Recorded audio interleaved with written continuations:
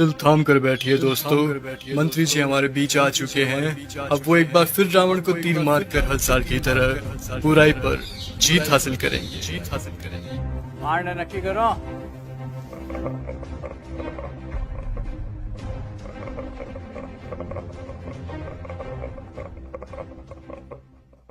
तू मारेगा मुझे? तुम सब यहाँ मुझे मारने इकट्ठे हुए हो? अरे तुम्हारा खुद का कोई ईमान धर्म नहीं है, तुम मारोगे मुझे? और एक बात बता, पिछले साल तो कोई और आया था मारने मुझे, इस बार वो नहीं आया? वो लाल साल वादा पूरा कोनी करिया सा तो हम की मैं आया हूँ सा। तुम सब अंदर से एक जैसे के जैसे हो। ठीक भीड़ इकट्ठी हुई है मुझे मारने के लिए आज। मैं माता सीता को लेकर गया था, इसीलिए मारने के लिए इकट्ठे हुए ना तुम सब आज। हाँ, मैं मानता हूं मेरी गलती, लेकिन माता सीता को किसी कारागृह में नहीं, सबसे उत्तम वाटिका थी उसमें रखा था मैंने। और हाथ लगाना तो दूर, गलत नजर से देखा तक नहीं था मैंने माता सीता को। और तुम्हारे यहाँ छोटी छोटी बच्चियों को दरिंदे उठाकर लेकर चले जाते हैं, उनके साथ रेप करते हैं। उनको तो तुमने कभी ऐसे इकट्ठा होकर जलाया नहीं। वो दरिंदे क्यों खुलेआम घूम रहे हैं आज भी, मुझे ये बताओ। आए हैं मुझे जलाने। अब चोटे तू बता। मैं तो सभी वेद और ग्रंथों का ज्ञाता हूं। तूने कौन सी वेद ग्रंथ या पुस्तक पढ़ी है, मुझे ये बता। पांचवी फेल मेरे समक्ष बोलेगा तू? चुपचाप खड़ा रह तू। देख, मुझे ना केवल संगीत का शौक है, बल्कि सभी रागों का, सुरों का और वाद्य यंत्रों का ज्ञान भी है। तुझे क्या ज्ञान है वाद्य यंत्रों के बारे में? ये मारने आया है मुझे।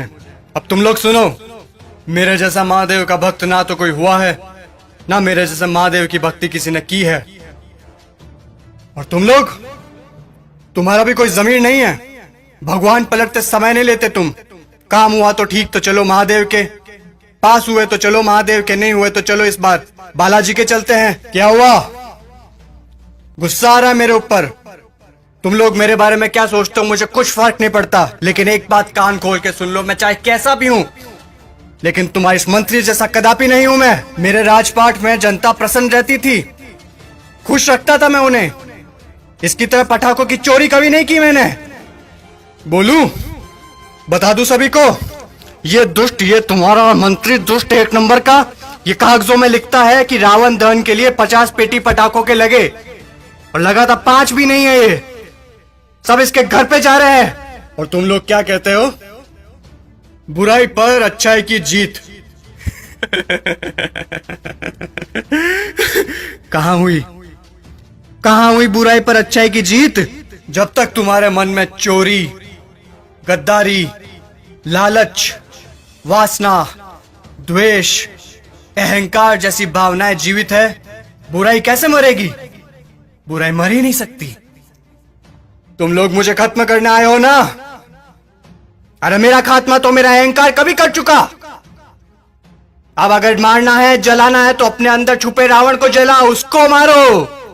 सच्चाई और अच्छाई को अपना लो, बुराई अपने आप खत्म हो जाएगी।